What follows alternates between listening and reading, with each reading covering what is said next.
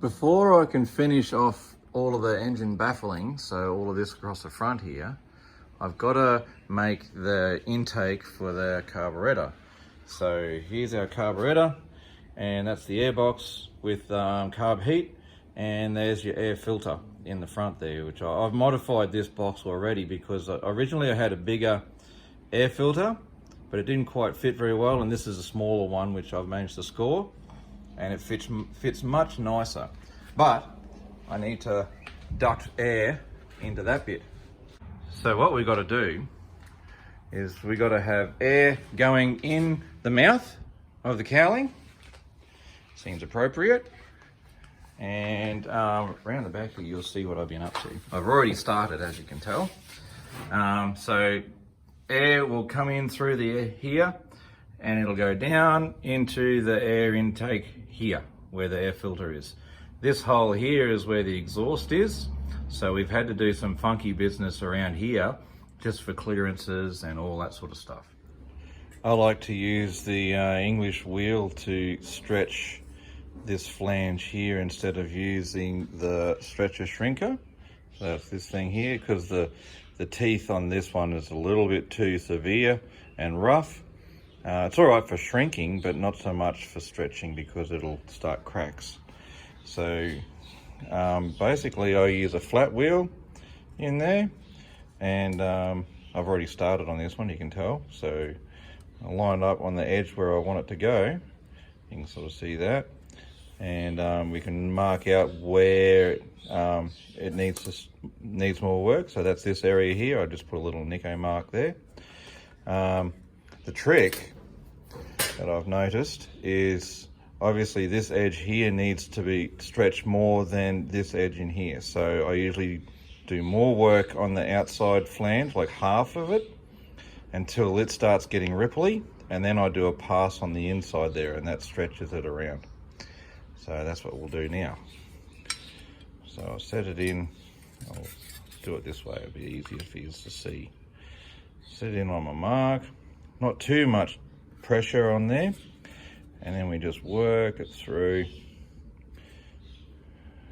and then back again in this area, around and around. So that area on the outside there needs the most work. See there, you can start to see how it starts to get a little bit ripply through there. So now we've got to do a little bit on the inside.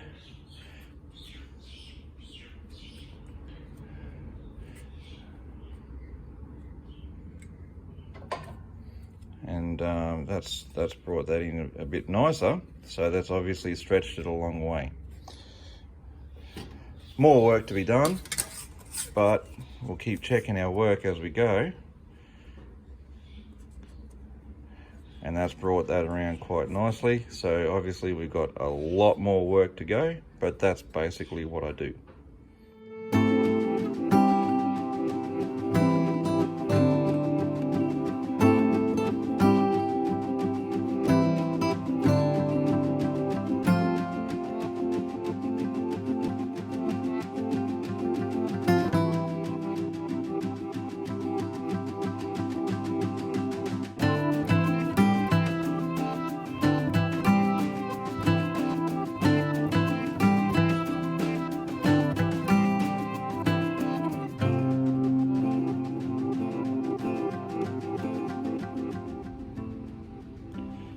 And there we have it, that's our curve that we're after.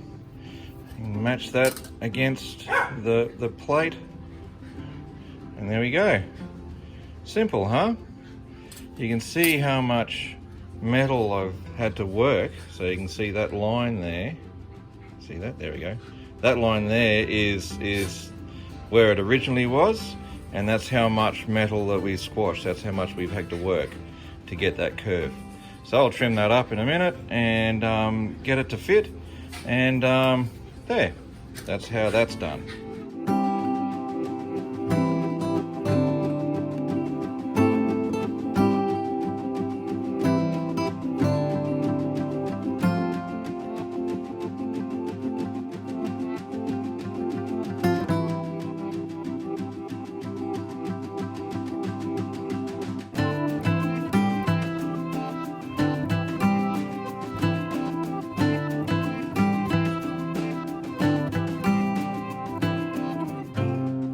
what I've got to do next is test fit the cowling up to the engine now and make sure that all the exhaust clears through here and this bit lines up with the airbox, and that we've got everything squared away, and then we can work on this skin that goes across the top.